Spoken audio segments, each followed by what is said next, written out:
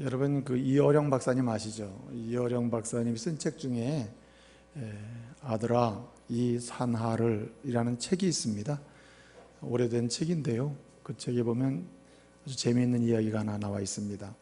어느 시골 마을에 할아버지가 있었는데 이 할아버지가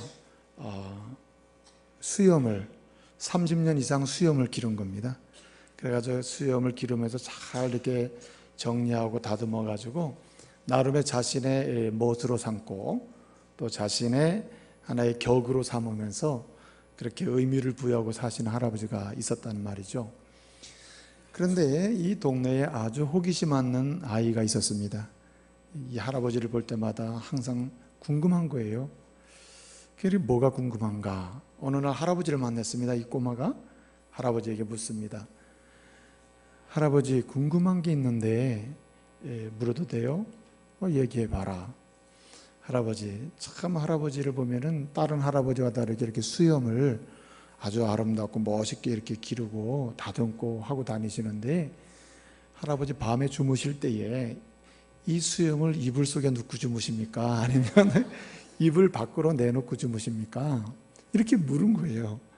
그래서 갑자기 이 질문을 받으니까 할아버지가 생각이 안 나는 겁니다. 그래서 이 꼬마한테 얘야, 내가 오늘 밤 자보고 내가 내일 아침에 다시 얘기해 줄게, 이렇게 얘기를 한 거예요. 그리고 이제 그날 밤 주무시게 됐습니다. 잠을 자는데 이제 본인이 어떤 습관으로 자는가, 이 수염을 속에 집어넣고 자는가 아니면 내놓고 자는가, 이걸 알아봐야 되는데 그래서 처음엔 눕고 잤습니다. 그러니까 아주 불편해요. 왜 이렇게 그날따라 불편한지 몰라요. 그래서 내가 내놓고 잤나 보다. 다시 이걸 또 내놨어요. 왜 이렇게 허전한지 모르는 거예요. 그래가지고 집어넣었다 내놨다 집어넣었다 내놨다 하다 보니까 새벽이 된 거예요. 그날 밤 잠을 한 잠도 못 잔 거예요, 이 할아버지가. 이런 이야기를 이어령 박사님이 쓰면서 그런 얘기를 한 거예요. 사람이 얼마나 무지하고 연약한가. 늘 자기가 가지고 있고 소유하고 있고 뭔가를 계속하고 있음에도 불구하고 그것에 대해서 정확한 지식도 없을 뿐더러 인지하지 못하고 사는 존재, 그것이 곧 인생이라는 겁니다. 여러분 자신을 굉장히 많이 알고 여러분 자신에 대해서 누구보다도 여러분 잘한다고 생각할지 모르지만 의외로 모릅니다. 아니, 모르는 게 정상일 수도 있어요. 그만큼 인간은 연약하고 무지하고 인지하는 능력에 굉장한 결여를 가지고 있다는 말이에요.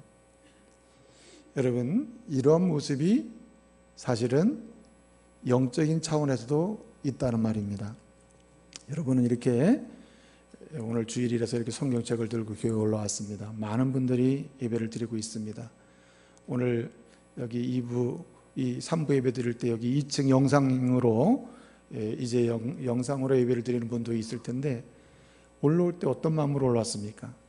성경책 들고 오늘도 교회 가는가 보다 해가지고 올라오신 분도 있고, 또 때로는 기도에 참여하는 분도 있고, 때로는 또 성경도 좀 읽어보는 분도 있고, 이렇다 이 말이죠. 이렇게 종교적인 행위는 다 하고 있는데 실상 내가 진리 안에 있는지 진리 밖에 있는지, 그 다음에 진실로 예수 안에 있는지 예수 밖에 있는지, 정말 예수를 믿고 구원받아 하나님의 주시는 그 은혜 가운데 있는지, 아니면 종교적인 형식으로는 다 갖추고 있음에도 불구하고 하나님의 그 구원의 은혜나 물부터 부어지는 그 평강의 은혜와는 상관없이 그 은혜 밖에 상관없는 사람으로 존재하고 있는지, 이것을 인지하지 못하고 그냥 왔다 갔다 신앙생활 하는 분들이 의외로 많다는 말입니다.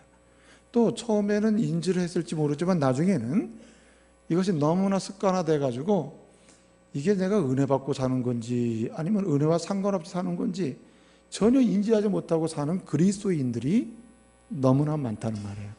그런데 이것은 지극히 정상적인가? 정상적이지 않다는 거죠. 이것이 인생의 불행이라는 거죠. 자기가 가지고 있는 것, 자기가 하고 있는 일에 대해서 인지하지 못하는 게 오히려 사람이 자신의 문제가 되는 것이고 불행이 된다면, 영적으로 보게 되면 자기가 영적으로 말씀 안에 있는지 밖에 있는지, 그리스도와 동행하고 있는지 전혀 상관없이 살면서 그리스도를 믿고 있다고 생각하는 건지, 이렇게 인지하지 못하고 있는 영적 상태는 영적으로 보게 되면 굉장히 불행하다는 말이에요. 그렇기 때문에 진실로 예수를 믿고 하나님을 섬기고자 하는 사람은 자기가 그리스도 안에 있는지 밖에 있는지, 진리와 함께 하고 있는지 진리와는 무관하게 살고 있는지, 진실로 구원받은 백성으로서 그리스도와 동행하며 그리스도께서 공급하신 은혜를 누리고 사는지, 아니면 내 뜻대로 내 마음대로 살면서 내가 그리스도인이라고 착각하고 있는지 인지하고 돌아볼 필요가 있다는 말입니다. 근데 사실은 내가 진리 안에 있는지 진리 밖에 있는지 내 자신이 구분하기 어렵거든요. 그래서 성경은 우리에게 말씀해 줍니다. 당신이 진리 안에 있는지 진리 밖에 있는지, 당신이 그리스도와 함께 동행하고 있는지, 정말 그리스도와 동행하고 있지 않는 자인지, 당신이 정말 구원받고 하나님의 은혜 가운데 있는지, 이 구원과는 전혀 상관없이 그냥 형식적으로는 종교인인데 사실은 그리스도와 무관하게 사는 세상 사람인지 세속 사람인지, 이것을 인지할 수 있는 방법이 있다는 거예요. 그것을 반드시 소유하고 반드시 그것을 추구해야 된다는 겁니다. 그것이 뭐냐면 성령의 역사임을 믿으시길 바랍니다. 그래서 성령이 역사할 때, 성령이 우리 속에 오실 때, 성령이 우리와 함께 하실 때, 성령이 우리 안에 계실 때 그 사람은 진리 안에 있는 것이고 주님과 동행하는 것이고, 그리고 성령의 역사를 따라 사는 것이야말로 진실로 하나님과 함께 믿음 안에 사는 사람임을 알 수 있다는 말입니다. 거꾸로 이런 것이에요.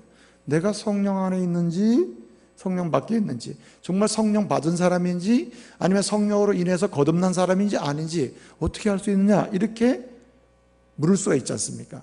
그럴 때 성경은 이렇게 대답합니다. 당신의 입으로 진실로 이 심령에서 우러나는 나는 예수를 구주로 믿습니다, 나는 예수를 나의 구원자로 믿습니다, 나는 내 인생의 유일한 주인이 예수님을 믿습니다, 내 인생의 죄의 짐을 다 해결해 주시고 나로 하여금 의롭다 칭해 주신 주님을 나는 믿습니다, 이러한 고백이 진실로 나오고 예수를 믿는 믿음의 고백이 진실로 심령 속에서부터 자연스럽게 우러나고, 그리고 그리스도께서 십자가의 죽으심을 믿고 그 십자가를 고백하는 믿음이 자연스럽게 고백하고 또 시인하고 있다면, 이 사람은 누가 역사하신 분? 성령이 역사하신 분이요, 성령이 그 속에 계시는 분이요, 성령이 함께 하시는 분임을 믿으시길 바랍니다.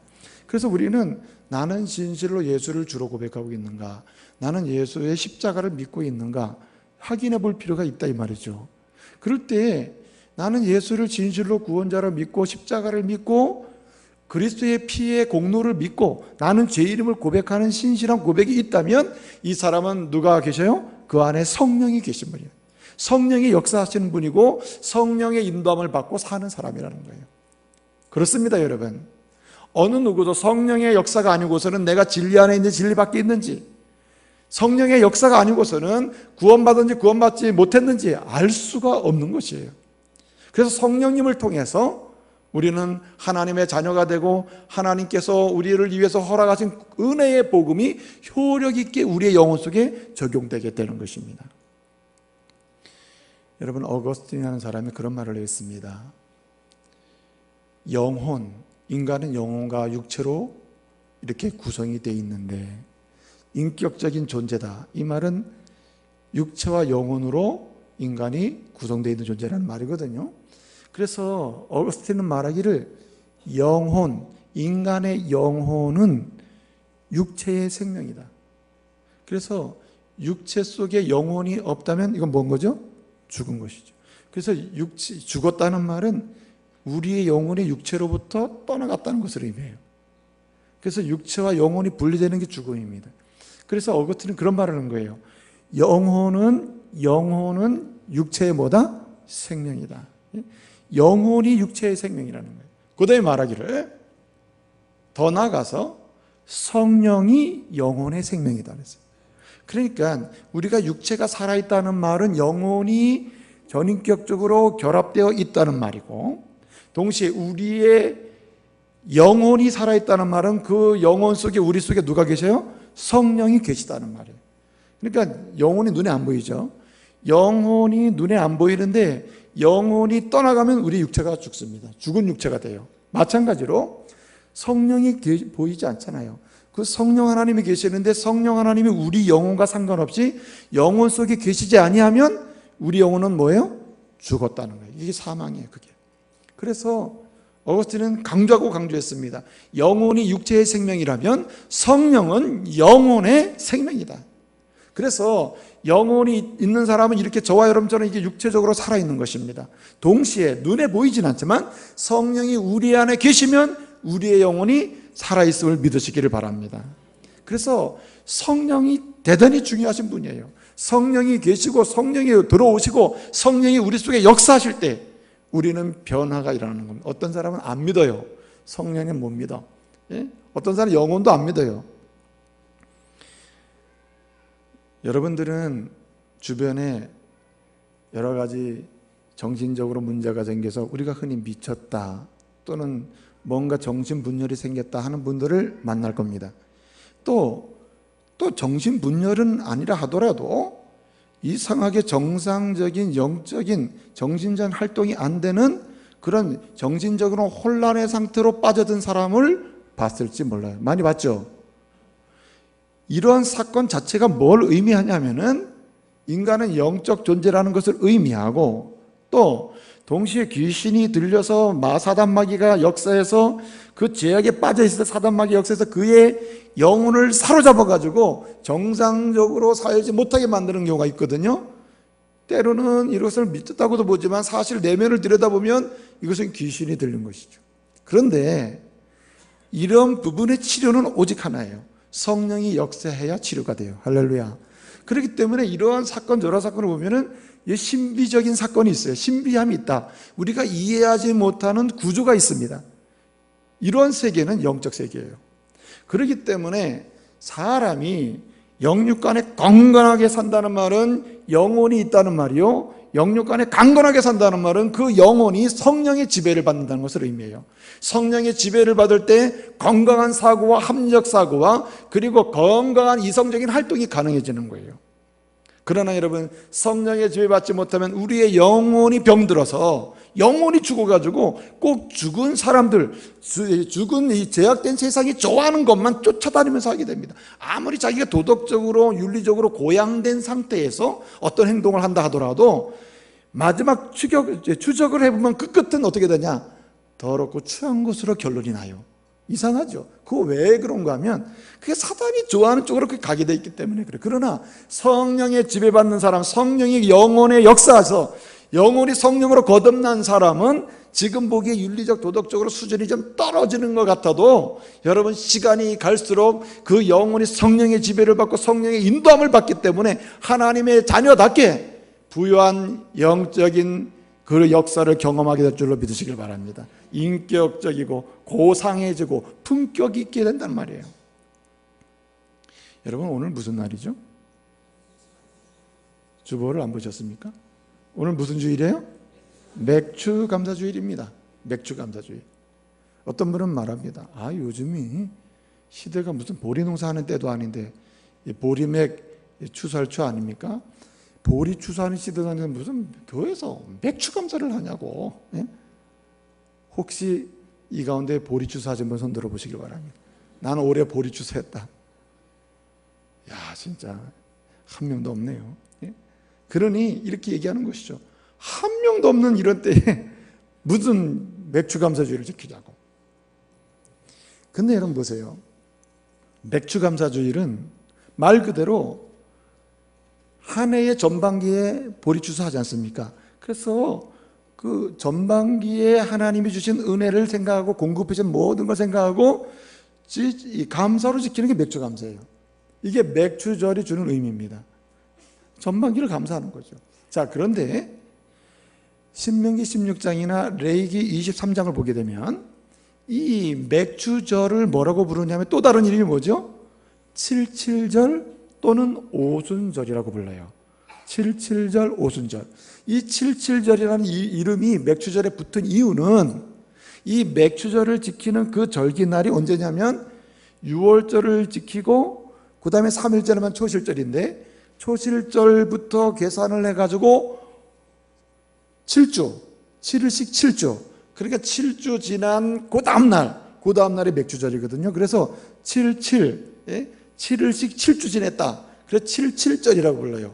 그래가지고 그 날을 맥주절로, 그래서 77절을 맥주절이라고 같은 이름으로 쓰는 겁니다. 동시에 오순절이라고도 합니다. 오순 뭡니까? 한문으로 50이라는 뜻 아닙니까? 오순이 50. 그러니까 초실절을 지나고, 구약시대 때 말이에요, 초실절을 지나고 49일 지난 다음 그 다음날 50일째, 그때가 맥주절이거든요. 그래서 그날을 오순절이라고도 불러요. 그런데 이 맥주절이라는 이름 자체는 정말 보리추수에서 감사하며 드리는 거예요. 전반기를 감사하며 드리는 거예요. 그런데 77절, 오순절로 요 이름으로 바꿔서 맥주절을 부르면 이건 도대체 왜 감사하는 거냐? 따라서요. 성령이 오심을 감사하는 것이다.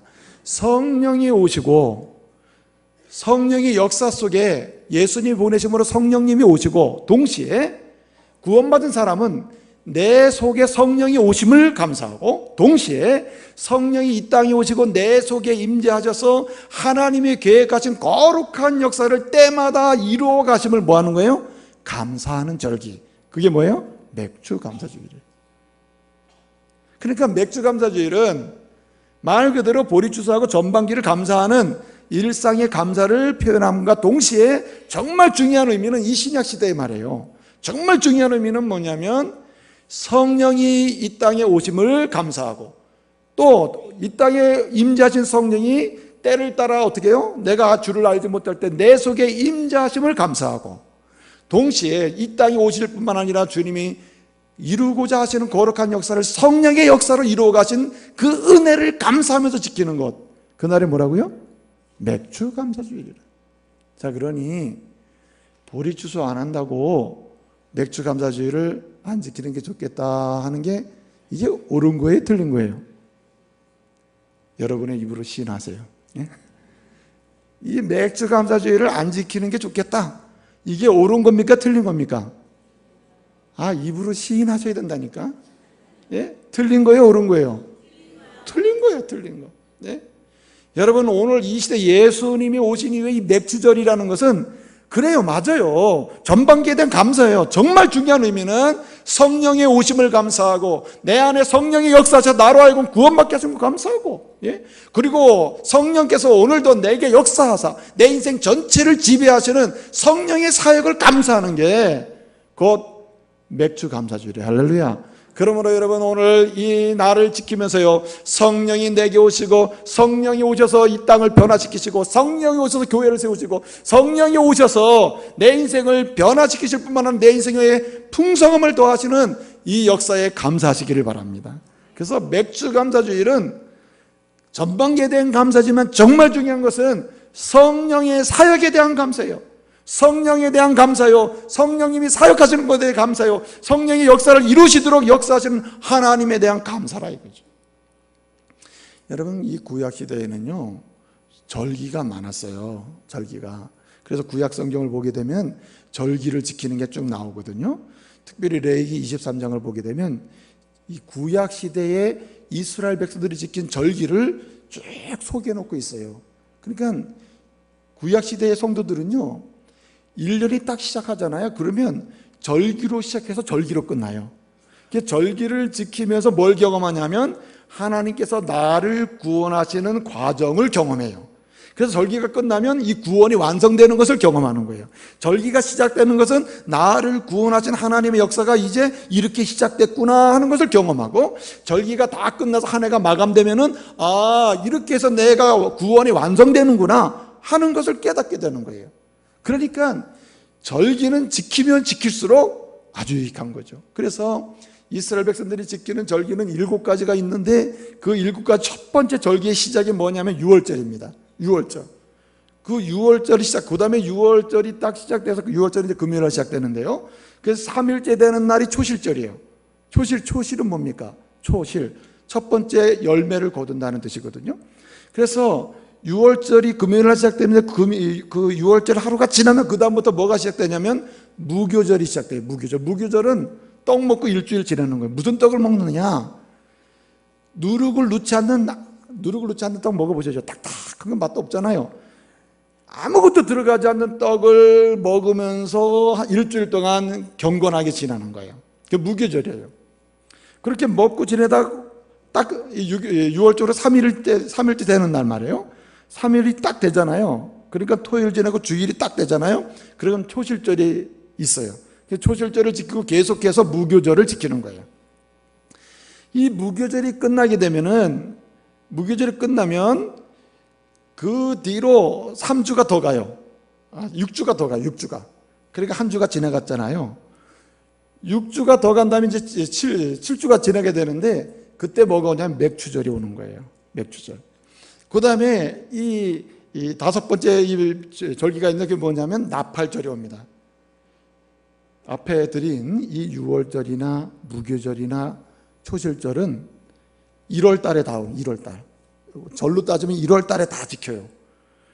그 다음에 이 나팔절이 있는데, 이 나팔절은 뭐냐면 나팔 불며 역사가 일어나는, 이 새날이 왔다 이거 알리는 거거든요.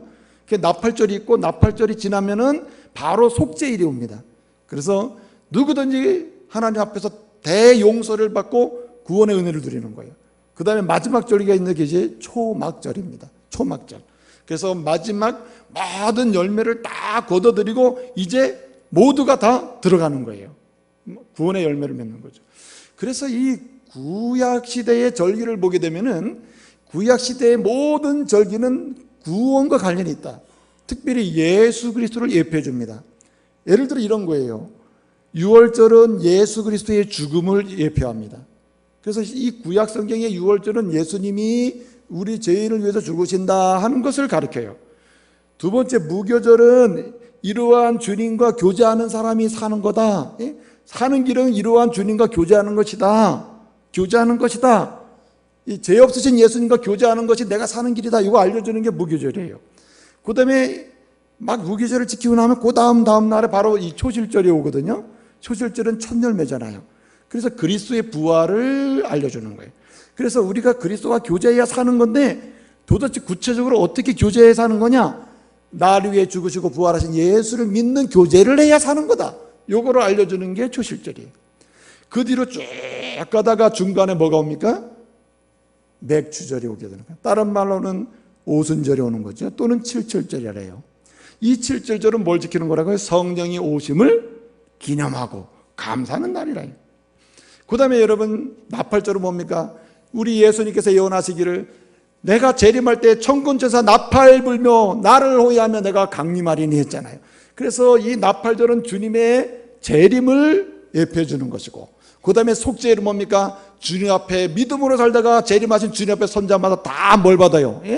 속죄, 대속죄. 어떠한 죄라도 하나같이 다 용서받는 대속죄의 은혜를 경험하고, 초막, 뭐 들어갑니까? 영원한 하나님 나라에 영원한 장막으로 들어갑니다. 영원한 장막. 이게 초막절입니다. 그러니까 구약의 7가지 절기는 다 누구랑 연관이 있어요? 그리스도의 사역과 연관되어 있는 것입니다.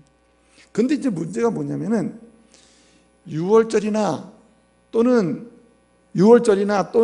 무교절이나 초실절은요, 예수의 초림과 관련이 있어요. 예수님이 이 땅에 오셔서 하신 이 일들을 보여주는 절기가 6월절, 무교절, 초실절이에요. 그런데 예수님이 재림하면서 오는 절기는 뒤에 나팔절이니 속죄일이니 초막절이에요. 이 세 가지는 재림이에요. 그러니까 예수님의 초림과 재림 사이에서 우리가 지켜지는 절기 하나 있어요. 그게 뭐예요? 맥추절이래요. 맥추절. 그럼 맥추절은 뭘 기념한다고요? 성령이 오심을 기념하고, 그 다음에 성령의 역사로 우리가 하나님의 그 예수를 통해서 주시는 은혜를 누리게 된다는 사실을 감사하면서 기념하는 절기예요. 그러니까 여러분, 이 맥추절은 무슨 시대를 보여주냐면 교회 시대를 보여주는 것이요, 성령 시대를 보여주는 것이요, 성령을 통해서 이 시대가 하나님의 은혜 역사가 세상 속에 이루어지고 하나님의 은혜 역사로 가정이나 교회나 견고하게 행복한 공동체를 세워지고 있음을 보여주는 그 역사가 바로 맥추절의 의미라 이거예요. 그렇기 때문에 맥주절을 잘 지켜서 성령의 역사를 감사하고 또 성령의 역사하심으로 내가 변화되고 우리 가족이 변화되고 교회가 변화되고 앞으로 오고 올 세대와 이 나라와 이 하나님 나라가 영광스럽게 확장될 것을 확신하면서 우리는 뭐 해야 되느냐? 때마다 감사해야 할 줄로 믿습니다. 그렇기 때문에 우리는요, 성령께서 하시는 사역을 특별히 감사할 줄 알아야 돼요. 오늘 여러분 맥주 감사주일 특별히 성령이 오심을 감사하고 성령이 하시는 사역을 감사하되 특별히 세 가지를 감사하면서 우리는 이 날을 지키고 감사할 수 있어야 된단 말이죠. 여러분, 성령께서 오심으로 이 땅에서 이루어지고 있는 놀라운 기적 중에 하나가 감사해야 될 일이 하나 있는 것이 뭐냐면 저와 여러분이 이렇게 예수 이름으로 구원받음을 믿으시길 바랍니다. 여러분, 예수 이름으로 우리가 구원받게 된 것은 전적으로 누구의 역사이냐? 성령의 역사예요. 성령의 역사. 그래서 여러분, 사도 바울은 디도에게 편지를 씁니다. 디도는요, 그레데 교회라고 하는 교회의 작은 교회의 목사님이셨어요. 사도 바울이 키운 인물이요, 사도 바울을 통해서 예수님이 구원받은 사람을 이제 이 사람이 세례받고 목사가 된 거죠. 그레데 교회를 담임하는 이 디도에게 편지를 쓰면서 여러 가지 얘기를 하는 정말 중요한 얘기를 해요.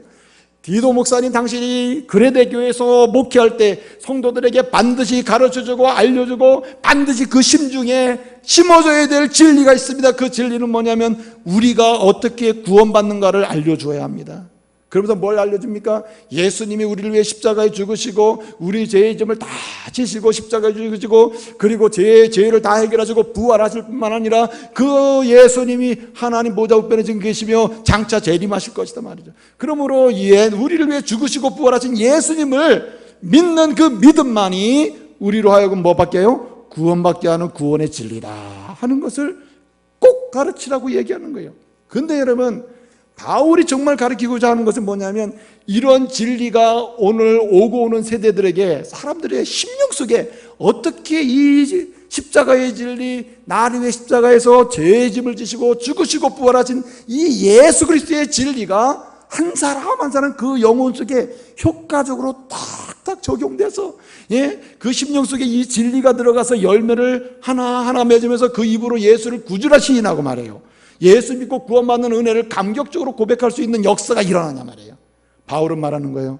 그 모든 일이 뭐의 역사? 성령의 역사다. 그래서 오늘 본문에 보게 되면 중생의 시승, 이 중생이라는 것은 성령의 역사함으로 일어나는 사건을 가리켜요. 거듭나는 사건을 가리켜요.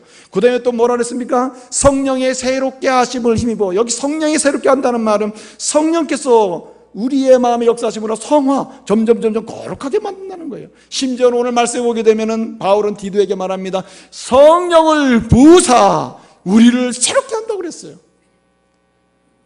바울이 말하는 게 뭡니까? 여러분, 성령의 역사가 아니고서는 저와 여러분이 예수를 구주로 고백할 수도 없고 예수 그리스도의 십자가를 믿을 수도 없고 우리 심령에서 자연스럽게 우러나오고 진실하게 고백돼 나오는 이런 믿음의 역사가 일어날 수 없다는 거예요. 그러므로 여러분, 여러분의 입술로 여러분의 마음에 예수를 구주로 믿고 십자가의 은혜를 진실로 고백하고 예수님만이 내 인생의 주인임을 고백하는 사람이라면 성령이 이미 역사하시고 성령의 역사로 거듭난 줄로 믿으시길 바랍니다. 그렇기 때문에요, 성령이 아니고서는 하나님을 아버지로 고백할 수가 없어요.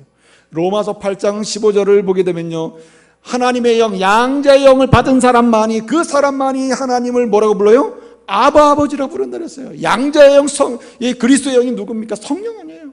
성령이 역사한 자만이 나타나는 결과가 뭐냐면 나는 하나님을 아버지로 믿습니다, 이런 고백이 나온다는 거예요. 로마서 8장 14절을 보게 되면 누구든지 그리스도의 그리스도의 영, 성령이 인도함을 받는 사람이라면 그는 하나님의 아들이라고 했어요. 로마서 8장 9절에 뭐라고 말씀하냐면 그리스도의 영, 성령이 그 속에 없으면 그는 하나님의 아들이 아니라고 했어요. 다시 말씀을 드리면 성령이 역사해야 예수님을 구주로 고백하고 하나님의 아들이로 고백하고 하나님의 구원자로, 하나님께서 보내신 구원자로 고백할 수 있게 된다는 말이에요. 여러분, 이러한 은혜는 기적을 일으킨다는 거예요. 여러분 보세요. 여러분 참 성품도 좋고 인격도 좋게 보이잖아요 지금, 그렇죠? 서로 이렇게 보면은, 이렇게 볼 때 참 고상하고 인격적이다. 어쩌면 저렇게 저 사람은 대화할수록 굉장히 인격적일 거야. 이런 마음이 든단 말이에요. 근데 살아보면 그게 그래요? 예? 그렇죠? 예? 나는 이제 그렇죠. 이렇게 다 느끼죠. 내가 인격적이구나. 그런데 막상 함께 보면 어떻습니까? 우리의 성격과 성품이 어떻어요? 굉장히 불편하고 연약하게 그지없지 않습니까? 이런 성품이 어떻게 바뀌냐면, 이런 성격이 어떻게 바뀌냐고요. 여러분, 성령이 역사하시면요, 지독하게 못된 성격도 바뀌어요. 믿으시길 바랍니다. 어떤 사람 그렇게 말해요. 성령이 아무리 역사해도 성격은 못 바꾼다고. 예? 누굴 보면 하느냐? 나의 누구 보면 한다. 이런단 말이에요. 예? 근데 이거는 거짓입니다. 이거 사단이 좋아하는 말이에요. 여러분, 성령이 역사하시면 죽은 영혼도 살리는데, 여러분, 지독하게 세상적으로 이탈되어 있는 그 못된 성격을 주님이 왜 못 고치겠어요? 그래서 여러분, 우리는 성령으로 인해서 예수 그리스도의 은혜의 복음이 내 속에 들어와 나를 변화시키시고 내게 믿음을 주시고 주님을 고백할 수 있게 하신 것에 대해서 우리는 뭐예요? 감사할 수 있어야 되는 것입니다. 예? 감사해야 되는 거예요. 근데 여러분, 더 중요한 감사가 있습니다. 그것이 무엇입니까? 오늘 말씀해 보게 되면요, 사도 바울은 이 디도에게 편지를 쓰면서 교회를 소중하게 다루고 있어요. 사실 이 교회도 천차만별이 아닙니까? 원주만 해도 400개가 넘는 교회가 있어요. 교회를 들여다보면 각각 교회를 보면 그 모양과 모습이 다 달라요. 그렇죠? 근데 여러분이 본 참 너무 심하다, 이런 교회를 여러분이 보셨을 텐데, 그런 교회보다 더 심한 교회가 어떤 교회였느냐? 디도가 목회하는 교회였어요. 디도 목사님이 목회하는 그 그레데 교회는요, 그 지역 자체도 그렇고 성도들도 그렇고 세 가지 특징이 있었어요. 하나는 뭐냐면 게을러. 두 번째는 거짓말을 너무 잘해요. 아주 거짓말이 일상화돼서 거짓말을 하는지도 모르는 사람들, 그런 교회입니다. 그런 동네예요. 그 다음에 더 중요한 게 있습니다. 정상적으로 결혼을 했음에도 불구하고 온갖 음란과 정욕에 빠져서 세상적으로 막 살아가는 사람들, 그들이 그레데 지역 사람들이고 그레데 교회에 뭔가 예수 믿으려고 나오는 사람들의 모습이었어요. 여러분, 그런 교회를 보면 여러분 기가 막히지 않습니까? 거짓말 잘해요, 음란해요, 그리고 정욕에 물들어 있어요, 게을러요, 일도 안 해요. 이런 교회 성도들 보면 기가 막히지 않습니까? 우리가 그런 마음 갈 거예요. 저게 진짜 교회인가? 근데 여러분, 사도 바울은 말합니다. 그 교회를 귀중히 여기고 디도 목사님, 그 교회가 우리 하나님께서 예수의 피로 값주고 사신 교회입니다. 그러니 그 교회를 소중히 여기고 그 교회를 하나님이 세우시고 사시는 교회로 잘 양육하게 하시길 바랍니다. 그렇게 얘기하는 거예요. 왜 그런가? 왜 교회는 거룩한가? 왜 보기에도 더럽고 추한 게 많은데 왜 바울은 교회를 거룩하다고 하는가? 그리스도께서 피로 값주고 사신 교회가 세상 속에 세워지도록 누가 역사하셨습니까? 거룩하신 성령 하나님께서 그 교회를 세우셨기 때문에 그 교회가 거룩하다는 거예요. 거룩해요. 그러니까 여러분, 어떤 교회든지 그리스도의 피로 값주고 사신 교회요, 성령이 역사하셔서 세운 교회라면 여러분, 어떤 교회든지요, 비난하거나 교회를 적대시하거나 교회를 폄하하거나 교회를 가볍게 생각해서는 안 돼요. 교회는 거룩하신 성령님이 이 땅에 오셔서 역사하사 그리스도의 피로 값주고 세신 그런 교회가 바로 이 땅에 세워진 교회들이에요. 그래서 여러분, 우리는 어떻게 해야 됩니까? 이 맥주 감사주의를 하며 정말 감사할 것이 있는데, 그것이 뭐냐면 나를 구원하실 뿐만 아니라 나를 하나님의 자녀로 삼아주실 뿐만 아니라 나 같은 사람에게 고귀한 믿음을 주셔서 제사함의 은혜를 경험하게 하시고 하나님이 주는 은혜를 누리며 살 수 있도록 구원하실 뿐만 아니라 이 구원의 은혜를 계속적으로 지속적으로 확장해서 더 풍성히 누릴 수 있도록 뭐까지 세워주셨어요? 교회까지 세워주신 하나님께 감사하는 절기, 그 절기가 곧 맥주 감사주일이 되어야 한다는 거예요. 우리 하나님은 우리를 성령을 통해서 그리스도의 십자가의 은혜를 적용해 주시고 예수를 믿게 하셨어요. 그리고 알아서 살라 이렇게 말씀하지 아니하시고 어떻게 해요? 우리로 하여금 동행하시고 함께 하시고 때를 따라 건져주시고 때를 따라 우리의 필요를 공급해 주시면서 그렇게 하나님의 사람으로 살아갈 수 있도록 뭘 세워주신다고요? 교회를 세워주신 것입니다. 그러니까 바울은 말하는 거예요. 그러므로 하나님이 우리를 위해 교회를 세우신 것을 감사해야 된다. 성령이 오셔서 하신 사역 중에 가장 위대한 사역이 있다면 교회를 세우신 사역임을 믿으시길 바랍니다. 그렇기 때문에 성령이 세운 교회는 우리 눈으로 보기에는 연약함이 있으나 본질적으로는 거룩해요. 이게 무슨 뜻입니까?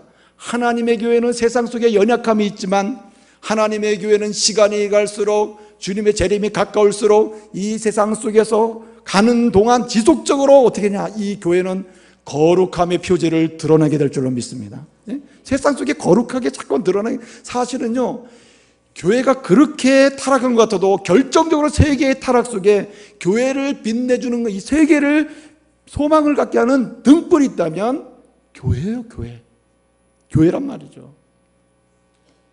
그래서 여러분, 우리를 구원해 주실 뿐만 아니라 하나님의 교회를 세우시고 이 교회 속에 들어오게 하세요.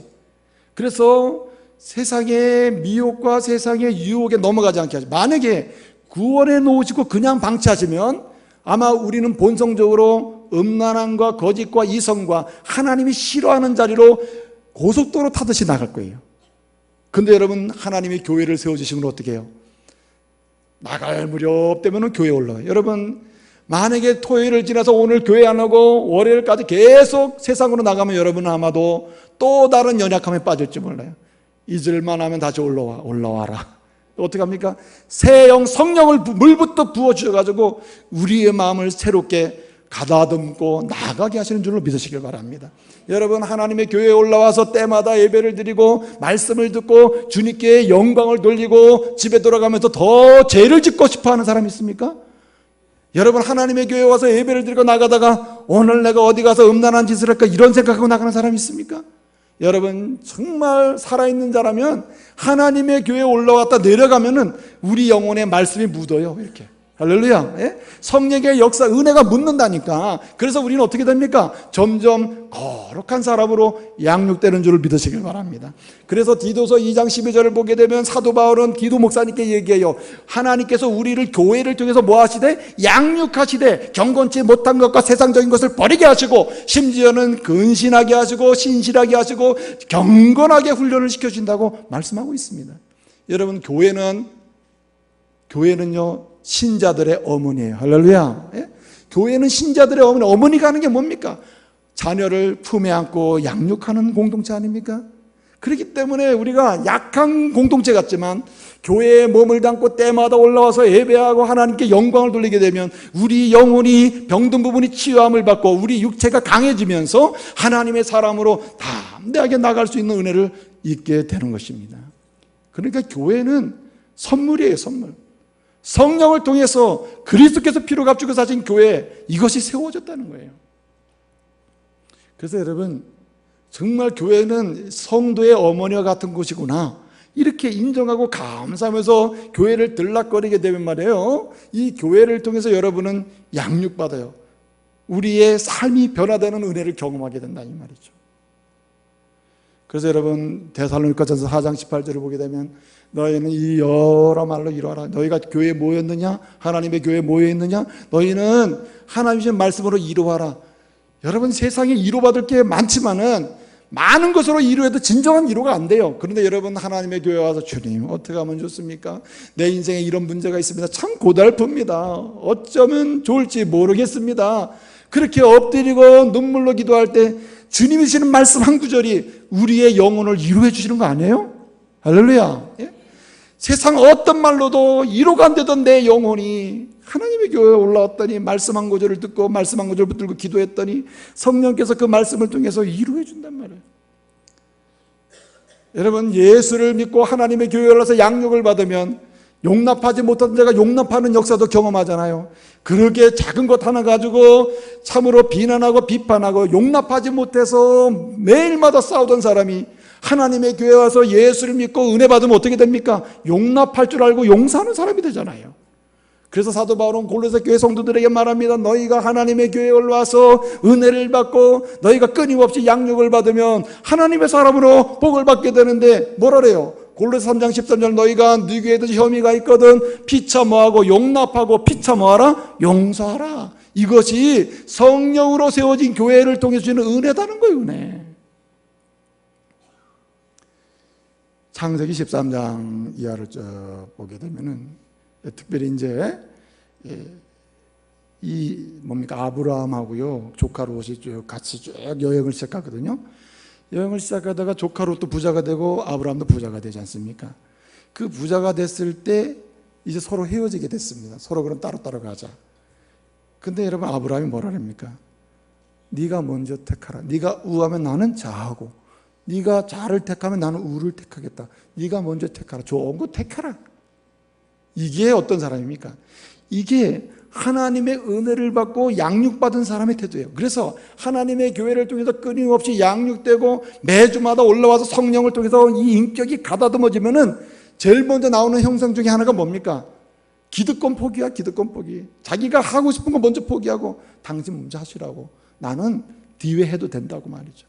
이렇게 포기하고 양보할 수 있는 그 너그러운 마음이 생긴단 말이에요.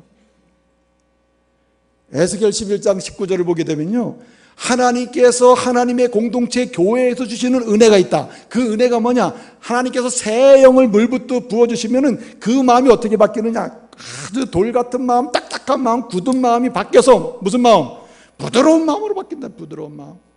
그렇게 딱딱하고 비난하고 용납이 안 되고 그냥 뭐 공간이 없고 융통성도 없고 말이죠. 함께 할 수 있는 그런 분위기가 안 되는 사람이 예수를 구주로 믿고 하나님의 교회로서 양육을 받고 그리고 끊임없는 성령의 역사로 변화가 일어나면 어떻게 해요? 부드럽잖아요. 예?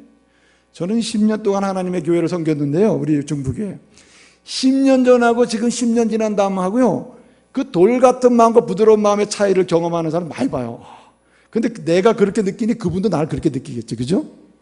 우리 목사님 처음에 올 때는 딱딱하고 막 그러더니 요즘 부드러워졌어. 할렐루야. 못 믿어요? 근데 이게 뭘 통해 주시는 은혜냐? 하나님의 교회를 통해 주시는 은혜예요. 그러니까 이 맥주 감사주일에 정말 우리가 감사해야 될 일이 있다면 하나님이 나 같은 죄인을 구원하시고 더 이상 죄 짓지 않고 죄를 짓더라도 죄에 빠지지 않게 하시기 위해서 하나님께서 나를 위하여 교회를 세워주시고 이 원주 중부교에 소속하게 하셔서 함께 소그룹으로 활동하고 함께 주님을 예배하게 하시는 참 감사하다. 여러분 이것이 감사주일, 오늘 맥주 감사주일 중요한 감사 주제가 되어야 하는 것입니다. 여러분 이 교회는 특별히 우리의 뭘 훈련을 시키냐면요, 우리의 언어를 훈련시키십니다. 여러분 김수창 씨라고 있는데요, 그 사람이 쓴 책 중에 사람이 미워질 때라는 책이 있어요. 재밌는 책인데 사람이 미워질 그 책에 보면 이런 얘기가 나와요. 어떤 사람이 이제 왕이 내린 명령을 딱 듣고 내가 저 명령을 수행하리라 이렇게 해서 돌아다니는 사람이 있어요. 이 왕의 명령이 뭐냐면 왕이 병이 걸렸는데 의사가 왕이 치유받는 길은 암사자의 젖을 먹으면 낫는다 이렇게 된 거예요. 근데 그걸 어디서 구합니까? 그 왕이 명령을 해요. 누구든지 암사자의 젖을 구해와서 나로 하여금 살게 하는 사람은 내가 포상을 하겠다. 이 얘기를 듣고 어떤 시골 사람이 내가 하리라. 그 돌아다니기 가능하냐 말이죠. 산속을 헤매다가 어느 날 암사자 새끼를 만난 겁니다. 어머니를 잃어버리고 길을 잃은 새끼. 그 슬픔 고 애지게 잘 먹인 다음에 암사자 그 엄마를 찾아서 돌아다니니까 암사자가 있는 거예요. 그 근처에 내려주고는 그 다음에 먹을 것도 여기 갖다 주고 계속 갖다 주고 이 사자 새끼랑 이 사자 엄마랑 아주 친해진 거야, 이 농부가. 그래가지고 어느 날 가가지고 드디어 암사자의 젖을 짜게 된 거예요. 이렇게 짜가지고 이제 오게 됐는데 가는 길이 뭐니까요, 잠을 자게 됐어요. 길에서 탁 잠을 자는데 자기 몸끼리 싸우는 겁니다. 손이 말하는 건 내가 이 손이 없어서 어떻게 젖을 짜냐고, 내가 제일 중요하다고. 눈이 말하면 내가 암사자 새끼 발견 안 했으면 이 젖을 어떻게 짜냐고. 발이 말합니다. 내가 찾아 돌아다니지 않았으면 어떻게 짜냐고. 마지막으로 혀가 말합니다. 아무리 돌아다니면 뭐냐고, 내가 말하지 않으면 어떻게 젖을 짤 수 있겠냐고. 그러니까 다른 지체가 말할 때는 다 그냥 긍정을 하더니만 혀가 말할 때는 다 코웃음을 친 거예요.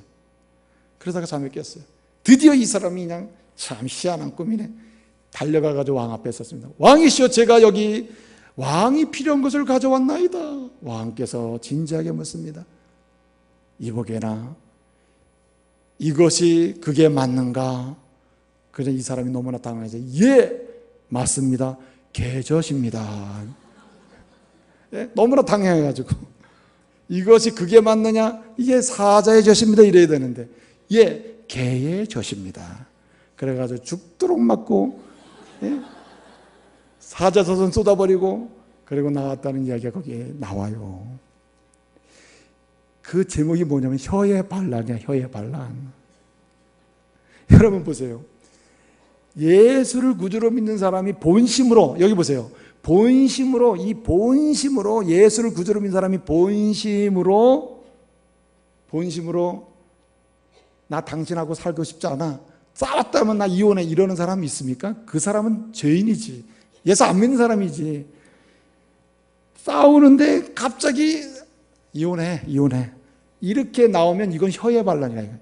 성령께서 주시는 음성은 구원해 주심으로 인해서 이 우리의 영혼이 거듭나서 나오는 소리는 내가 지금 이렇게 싸워도 난 당신만밖에 없어요, 난 당신 사랑, 이렇게 나와야 맞는 말인데 이 혀가 내 영혼이 말하는 소리를 반대로 말한단 말이에요. 이혼해 이렇게 한다는 거예요. 그런데 이러한 혀의 반란을 잠재우는 훈련, 이 세상적인 혀의 권세를 꺾어놓고 성령이 하시는 음성대로 성령이 우리를 완전히 바뀌어 주셔가지고 거듭나게 하셔서 새 사람 살도록 만들어지는 그런 소리를 말할 수 있도록 만드는 훈련의 장소가 어디냐? 교회라. 교회. 여러분, 교회는 권세가 있습니다. 믿으시길 바랍니다. 그래서 여러분 기도하실 때 하나님, 나를 위해 세워주신 이 교회를 통해서 많은 훈련을 하되 주님 제발 내 혀의 반란을 막을 수 있게 해달라고 말해요. 그러면 여러분의 삶의 여정 속에서 하나님의 은혜를 충만하게 누리게 되는 것이에요. 여러분, 오늘 본문을 보게 되면 정말 감사할 일이 한 가지가 있어요. 그것이 뭐냐면 여러분, 예수를 믿고 구원받을 뿐만 아니라 하나님의 교회에 소속돼서 살게 하실 뿐만 아니라 우리의 근본적인 성향과 방향성을 바꿔주세요. 어떻게? 선한 일을 할 수 있도록 그런 사람으로 만들어줍니다. 여러분이요, 때때로 악한 일, 하나님이 기뻐하지 않는 일 하면은 편해요, 편치 않아요? 불편하죠? 혹시 편한 사람 있습니까?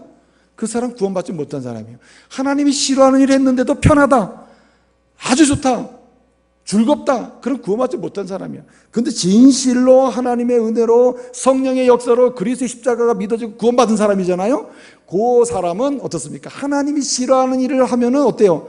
영혼이 불편해서 막 잠도 잘 수 없고 막 괴로운 거예요. 괴로워. 이 말은 뭐냐면은 하나님께서 성령을 통해서 우리에게 주신 은혜가 뭐냐? 근본적으로 방향이, 삶의 방향이 바뀌어진 거예요. 예? 선한 일을 할 수 있는 방향으로 바뀐 겁니다. 성경을 보게 되면 말입니다, 그리스도로 인해서, 그리스도께서 보내신 성령으로 인해서 삶의 방향이 선한 방향으로 바뀐 사람은 세 가지 방향에서 선한 일을 한다는 거예요. 첫째는 자기가 가지고 있는 물질이나 시간이나 가진 건강이나 소유한 것으로 나눠주면서 선한 일을 한다. 두 번째는 그뿐만 아니라 자신이 가지고 있는 예수를 믿고 갖게 된 선한 가치관이 있거든요. 인생관, 좋은 생각이 있는데 한마디로 꿈이라 할까요? 꿈을 나눠주면서 선한 일을 한다는 거예요. 근데 정말 선한 일이 있다. 그것은 뭐냐면 자기도 예수 믿고 구원받은 것처럼 다른 사람, 아직도 예수를 모르는 사람에게 어떻게 해요? 그 구원의 복음, 예수를 전하고 영생을 전해서 하나님 나라 이르기까지 기쁨을 누리게 하는 것이 선한 일이다, 이렇게 얘기하고 있어요. 아들 낳으러 가는 사람은 이런 말을 했습니다. 당신의 주변의 사람들에게 동전을 던져보십시오. 그러면 그 사람은 굉장히 유쾌하게 생각할 것입니다. 그 사람에게 또 다시 꿈을 던져보십시오. 당신이 가지고 있는 건강한 가치관을 던져보십시오. 그러면 그 사람은 가슴이 환해질 것입니다. 그 다음에 더 중요한 거 한 번 더 던져보십시오. 그 사람에게 예수를 던지고 영생을 던져보시고 진실로 천국의 기쁨을 던져보십시오. 그러면 그의 삶의 색깔이 빛나게 될 것이다. 할렐루야. 그렇게 선한 일을 할 수 있도록 방향을 바꾸신 분이 성령이시란 말이에요. 그래서 우리는요, 믿어야 돼. 뭘 믿어야 되느냐? 내가 성령으로 인해서 예수를 믿고 거듭났으니 나는 인생의 방향이 선한 방향으로 돼 있다. 할렐루야. 좋은 일을 할 수 있게 돼 있다. 나를 통해서 믿음으로 하게 되면 반드시 선한 역사가 일어난단 말이죠. 이런 고백으로 사시길 바랍니다. 왜? 그렇게 만들어주기 때문에 그래요. 이제 말씀을 마치겠습니다. 미국에 말해요, 19세기에 가장 유명한 시인 중에 한 사람이 롱펠로우라는 시인이 있었거든요. 그 사람은 말이죠, 참 세상에 인생을 살면서 아주 힘든 여정을 산 사람이에요. 그 사람이 죽을 때가 됐을 때 어떤 사람이, 기자가 찾아와서, 롱펠로우 선생님, 당신은 하버드대학 교수까지 하시고 참 훌륭한 분인데 당신의 인생은 참 비참했습니다. 보기에 당신이 하버드대학 교수가 되기 전에 첫 번째 부인이 돌아가셨고 두 번째 부인은 맞이해서 행복하게 사는 듯 했는데 스위스에 여행하다가 불이 나가지고 화상으로 그것도 죽게 됐고, 그리고 당신은 참 그렇게 비참하게 살았는데 어떻게 그렇게 비극적인 인생을 살면서 당신의 입술과 당신의 이 언어를 통해서 그렇게 다른 사람에게 생명력을 불어넣고 기쁨을 주고, 진실로 영생의 기쁨을 경험할 수 있는 그런 시를 썼냐고 그렇게 물었다는 거예요. 그랬더니 롱펠로우가 이야기했답니다. 내 집 마당에 있는 사과나무를 보시오. 저 사과나무는 늙은 사과나무입니다. 오래된 사과나무입니다. 그런데도 불구하고 매년마다 꽃이 피고 열매를 맺습니다. 심지어는 오래된 가지에서 새 가지가 나가지고 또 새로운 일을 하고 있습니다. 나는 저것을 보면서 그리스도께서 내게 주신 은혜를 지금 경험하고 있어. 무슨 말이냐? 성령을 통해서 나같이 연약하고 비극적이고 일찌감치 자살하고 죽고 싶은 심정을 가질만 했지만 그런 것을 다 극복할 수 있도록 누가? 성령께서 역사하셔서 예수님 만나게 하고 예수 의지하고 살았더니 내가 오늘 이와 같이 위대한 시인, 많은 사람이 사랑해 주는 시인이 되었다고 이렇게 고백했다는 말이에요.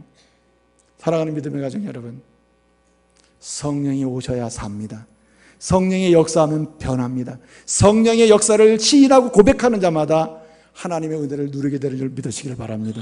여러분, 맥주 감사주의를 통해서요, 성령으로 통해서 내가 구원받은 것 감사하시고 날 구원해 놓으실 뿐만 아니라 하나님의 교회를 세워서 죄로 세상으로 나가지 않고 은혜 받으며 계속 살도록 교회 세우신 주님께 감사하시고, 특별히 여러분 감사할 것은 근원적으로 성향을 선한 일을 추구할 수 있도록 바꿔주신 그 은혜를 감사하면서 맥주 감사주일의 축복을 경험하시기를 바랍니다.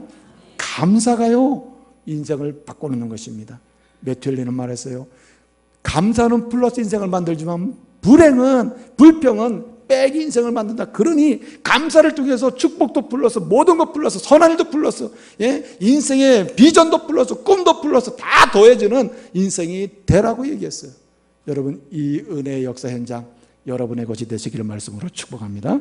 기도하겠습니다.